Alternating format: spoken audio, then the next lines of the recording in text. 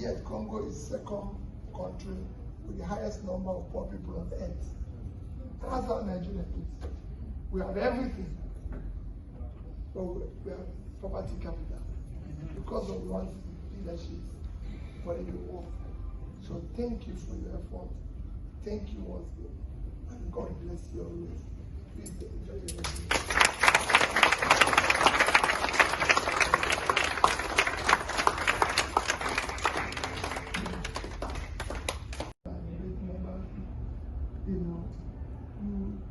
As we go along,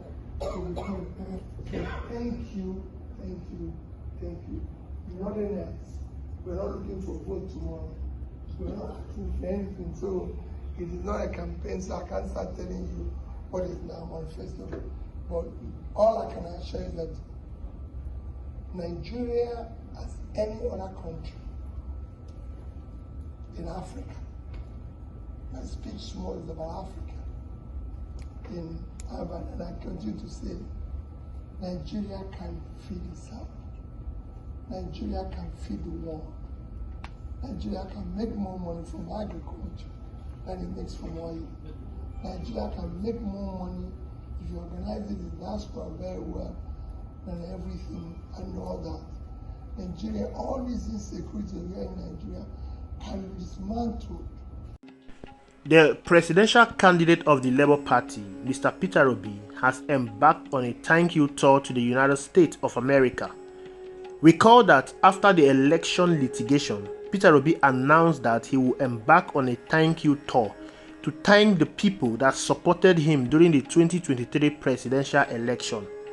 Recall, Peter Obi joined the Labour Party 6 months before the election, a party that was relatively known that secured 5,000 votes in the 2019 presidential election. That was a state of the party he took over and made a national party, winning almost 50 national seats in the National Assembly, several House of Assembly seats, and a state governor. Peter Obi pulled over 6 million votes in the presidential election. This is a huge feat that no politician can pull in Nigeria. Hence, the need for a thank you tour was necessary. He did this after making public the campaign donation fund. He was gladly received by the people in the United States. You know, if there is any politician that is dogged, stubborn, it has to be Mr. Peter Obi. Peter Obi is very unpredictable, and this is a source of concern for many Nigerian politicians. They are not familiar with Peter Obi game. They've sent all manner of missiles, all manner of attack people like Reno Omokri, Daniel Douala, and the rest. Even Showere is among them, to attack Mr. Peter Obi and ensure that they diminish his familiarity. But yet, Peter Obi keep growing in popularity from strength to strength. You know, after the election in Nigeria, every politician disappeared. But Peter Obi has remained close to the people. He has identified with the less privileged in the society, donating his personal money to them and building boreholes to areas where there is none in order to alleviate the suffering of the people. Nigerian politicians know how to donate during election campaign. Peter Obi is changing the narrative by bringing quality discussion into our political terrain. He is unsettling the establishment and forcing them to identify with the people that entrusted power to them. He is making the Nigerian people realize the power inherent in their domain to determine the political future of any politician. You saw how many politicians lost their political seats due to Peter Obi wave in the last general election. Peter Obi promised that he would take the power from the politicians and give it back to the people. Power resides with the people, and I hope and pray the people realize this and utilize it well in the next general election. They should vote for only those that mean well for them. They should vote for quality leaders. They should vote for those that will represent them well. They should vote for those that are willing to work for them, those that are willing to sacrifice their own pleasure for the pleasure of the people. It is obvious that someone like Mr. Peter Obi is willing to sacrifice anything to make sure that Nigerians are happy and enjoying. Peter Obi is not willing to massage anybody's ego. Especially those who think they hold sway to power, those in the corridor of power. He's not willing to massage their ego. Why, as governor of Anambra State, he ensured he destroyed what we call godfatherism in Anambra State. All those political joggers, those people that call themselves kingmakers, he destroyed their political dynasty in Anambra State. That is why when you go to Anambra State today, there is nothing like political godfatherism. But this was so rife before, to the point a sitting Governor Chris, His Excellency Governor Chris Ngige, was kidnapped because he refused to allocate the promises he has promised to his godfather. He was kidnapped and taken to a shrine.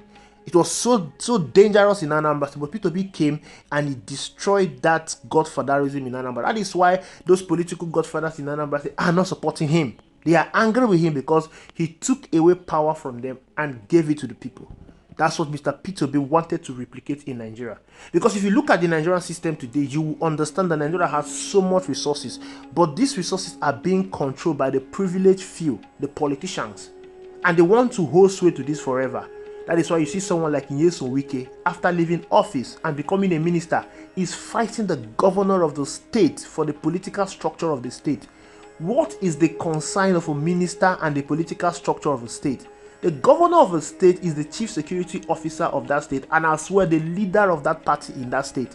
What is the concern of Nyesom Wike in the political dynasty in Rivers State? He openly said that Governor Fubara wants to take away his political structure.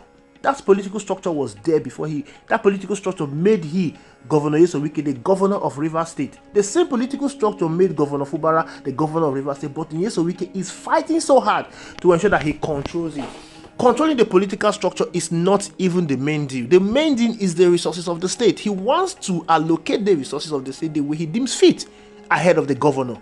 That is what is happening all over the country. You saw how Governor El-Rufai and Governor Uba Usani fell out. So much is happening in the country. The few politicians, they allocate these resources to them and control the politics of the day, thereby determining the future of the people. They tell the people what to do rather than the people telling them what to do.